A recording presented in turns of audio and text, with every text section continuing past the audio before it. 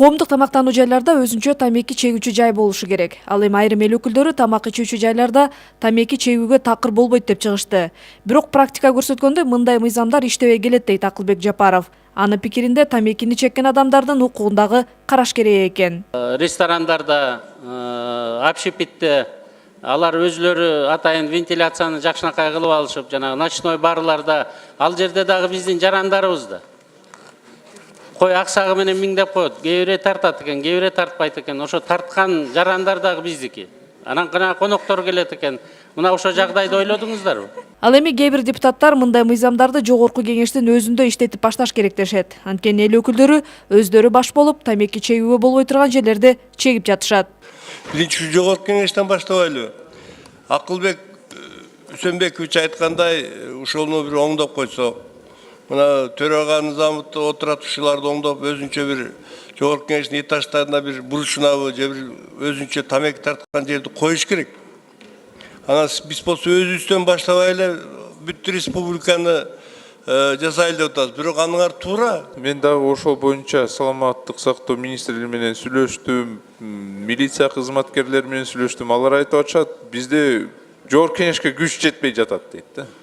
Эми бул жерде негизи төрага жана вице-спикерлер көзөмөлдөш керек да. Туалетте чегип атышат, биздин эле сотрудниктер чегип атышат, депутаттар чегип атышат. Айып салыныш керек негизи. Мындан тышкары эл өкүлдөрү өлкөдө сатылып жаткан алкоголдук продукциялар туурасындагы маселени көтөрүштү. Өткөн жылы өлкөдө сатылган арактын саны 5 миллион декалитрди түзгөн экен. Мыйзамсыз сатылып жаткан контрафакт продукциялары мындан дагы көп болушу мүмкүн дешет парламентарийлер. Ошондуктан этил спирти жана алкоголдук продукцияларды чыгарууда жана сатууда мамлекеттик жөнгө салуу мыйзам долбоору бюджетти толтурууга жана көмүскө экономиканы жоюуга өбөлгө болмокчу дейт мыйзам долбоорунун демилгечилеринин бири Гүлшат Асылбаева.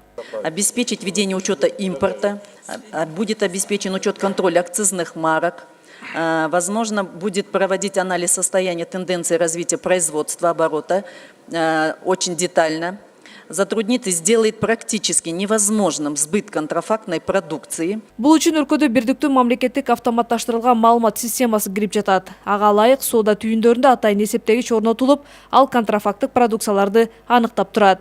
Бул бүт магазиндердин баарын тең каптайт, заводдордун баарын тең каптайт. Бул жерде программа телефондорго чейин берилет. Кирип келип туруп караганда телефонду включать эткенде программада киргенде бул контрафактныйбы же ошол заводдон чыккан ошонун баары тең далилденет. Депутаттар ошондой эле өспүрүм балдарга сатылып жаткан Ягуар жана Red Bull сыяктуу энергетикалык суусундуктарды сатууга тыюу салыныш керек дешти. Талкуунун соңунда эл өкүлдөрү бул мыйзам долбоорун колдоп берүүгө даяр экендиктерин билдиришти. Изат Шугаралиева, Бекжан Камзаев, Сентябрь.